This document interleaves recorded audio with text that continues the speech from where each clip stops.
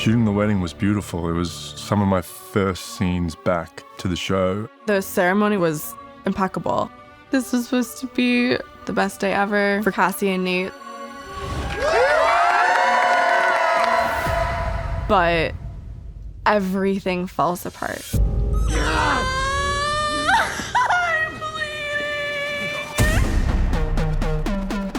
We always love a scene that brings all the cast together. When we're all together as an ensemble, the energy is really dynamic. Everyone shows up ready to work and, kind of locked in. We've had this family for our entire 20s. So it was really, really special to be there with everyone and see everyone grown up, and it was a wonderful kind of celebration. How long is this tree? 16 feet. Cassie feels very excited. I co-designed Cassie's dress with this phenomenal New York-based designer, Jackson Wiederhoft. She wanted to have that huge ball gown, full-blown glamour. I had worn Wiederhoft's dresses before, and I was obsessed with her corsetting. She's wearing 8-inch Jimmy Choo heels, and Cartier provided $500,000 worth of diamonds. Thank you, Cartier. For Jacob, Bottega Veneta graciously offered to provide his wardrobe this season. They ended up making him a beautiful custom tuxedo for the wedding. Maddie's look was really hard. I was kind of struggling to find anything that would hold a candle to that wedding dress. And then I was meditating, and the vision of Maddie's dress came to me. It's gravity-defying, like an Alexander Calder sculpture. You're just like, how is the whole front of that gown balancing on this rosary? Maddie's worn a cross from season 1, and then season 3 even more. It's a bold move to have the rosary hanging right above my tasteful bum. God can be anywhere. Lexi's wedding look, it's Nana Jacqueline. Jules is Acne Spring 2023 runway sample. It's one of one. She and Rue having that tonal similarity was a symbol of their connection. I didn't expect to see you here. Didn't expect to be here. She's my +1. Please rise for the bride. The wedding ceremony takes place outside at the Huntington Langham Hotel in Pasadena. We took over the entire south lawn of the hotel. The set design was insane. I've never seen so many flowers in my life. I talked to Sam early on about what the color palette was going to be for the wedding. I told him that I was inspired by a shrimp cocktail. So I literally sampled the pinks from a shrimp, and then that became the color palette for the wedding, which I thought was kind of fun. So that color palette transfers through into our interior set, which we've built here at Warner Brothers, which is this massive Spanish Revival interior, and it's a bit over the top. All of these incredibly detailed tables and the flower arrangements and the food. It's supposed to be very Californian, and it feels like it could ostensibly be a room inside the Langham Hotel. You'd walk in and you have no idea you're inside a stage. The ice sculptures are ridiculous. Oh, you look beautiful. Oh, chubby, it's humiliating. Oh, it'll get thinner as it melts. But I don't want my boobs to melt too quickly. The one thing I kept thinking about was he should smile, even if he doesn't feel like it. I remember in the first 2 seasons thinking to myself, he cannot smile, like he does not smile. And this season, his smile says so much about him. He truly believes in Cassie as something that is good for his life. But Cassie starts to learn and realize that Nate has been lying to her this entire time. Hey, don't you think it's a little foolish to throw such a lavish party when you owe so many people money? Everything's crumbling around her. It's hard for Lexi to watch Cassie make bad decisions over and over and over again. Is everything okay? What a weird question to ask on the best day of my life. For Maddie, she feels going into it very confident, but I think she experiences a lot more emotion than she anticipated. Should we go? Me? Yeah. No. Come on. No. Jules must be going to this wedding for a reason. Part of it's curiosity, part of it's Rue. But I think she wanted to see Nate. You are the last person I expected to be here. Jules still confused about feelings for Nate and the person that she thought Nate was. We know from the previous seasons that Nate played a significant role in her mind. I've spent every moment of every day getting to know you. I kind of feel closer to you than I do to anyone in the whole world. For what it's worth, everything I ever said was true. There is the fantasy of what it could have been if he was not as troubled. Here we are, we've both sort of moved on, and things are the way they are. We've all grown up, and Nate's better at listening, and he's maybe more aware of himself. You love who you love.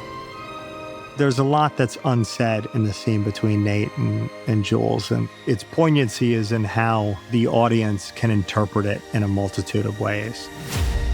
Thank you for coming. Sure.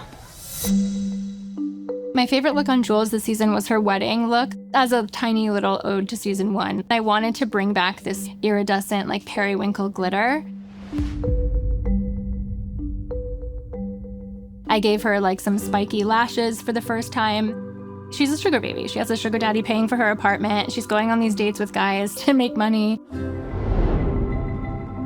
When she's meeting Ellis for the first time, I did like a glossy, rosy lip, which is also not really typical for Jules for what we've done. You have a family? I do. Does your wife know you do this? Her nails were like this chrome red with this three-dimensional sort of spine going down, kind of dominatrix, kind of dark, kind of haunting. She could have gone the way of the artist, but she's enjoying being the muse, and her makeup needs to reflect that.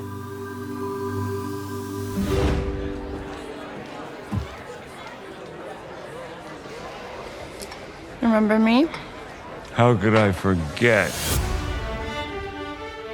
I really love Eric a lot. And maybe 4 or 5 months before we started shooting, he reached out to me and, told me about his diagnosis. And he said, look, I don't know how fast this is going to go, and I don't know what kind of shape I'm going to be in, and how this is going to affect things. And I just said, we're going to make it all work. I just tried to make it the best experience possible for him. And he's terrific in the season.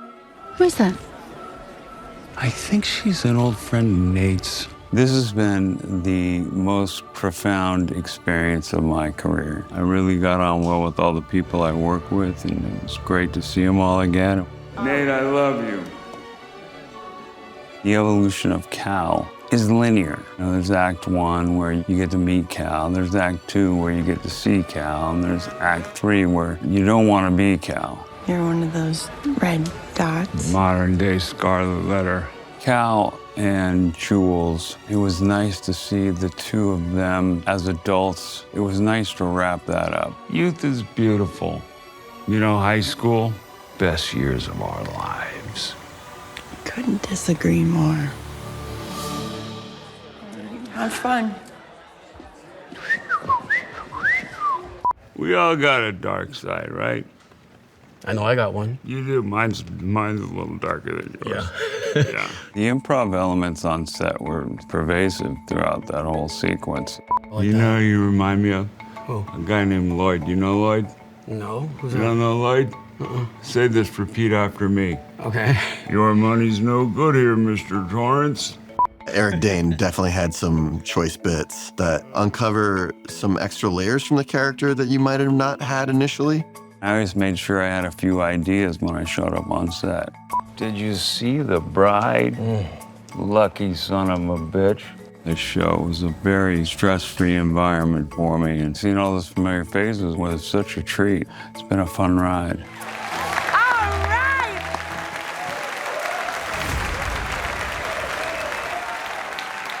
Remember your steps. Smile.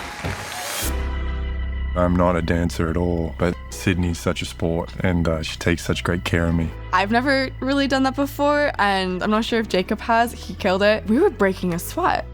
Today we had rehearsal for the wedding dance, and I was so excited to work with these two. Ryan's a genius, and he's so wonderful and kind. It was nice to create a piece that is a little inappropriate, I guess, for a wedding dance, but I think that's where the humor comes in.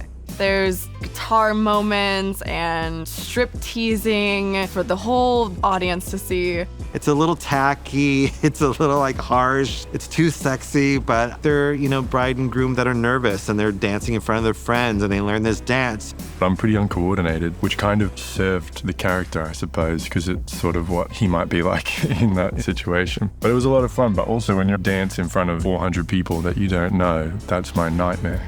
Drop that ass, shake it fast, drop that ass to the left and the right. I don't know if they're gonna show this or if it'll be fun BTS that'll be shown, but Jacob, Ma, me, we're all dancing. And I got to stand with the whole cast and we got to do this line dance and just shoot for like 20 minutes dancing. I felt like I was in that sequence in Deer Hunter. Everyone was just crying tears of laughter. That was really fun shooting those dancing scenes. I felt like a fever dream.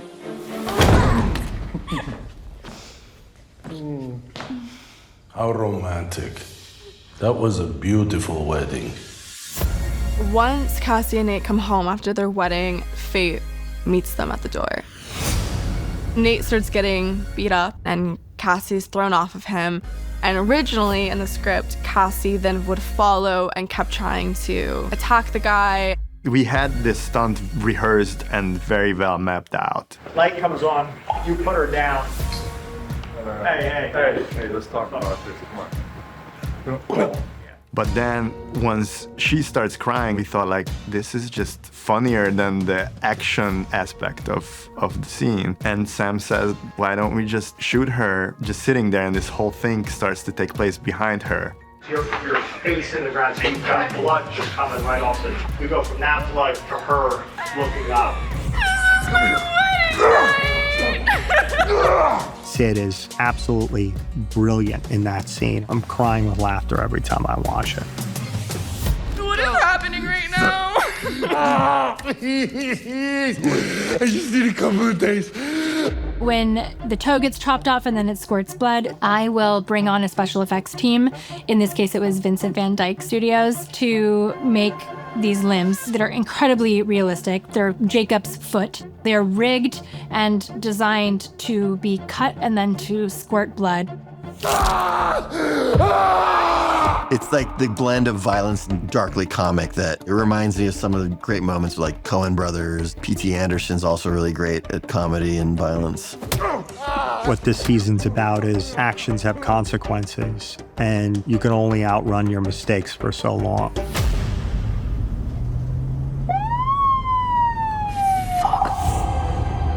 By the end of episode 3, you have a good sense of where this story's going. Cassie realizes that the life that she's been living has been a bit of a fantasy. It wasn't real. We start to understand the weight and gravity of Nate's situation. And for the first time, Rue's in deep fucking shit. It dawns on Rue that she's in the real world and there's real consequences to her behavior. Ruby Bennett? Yeah. DEA.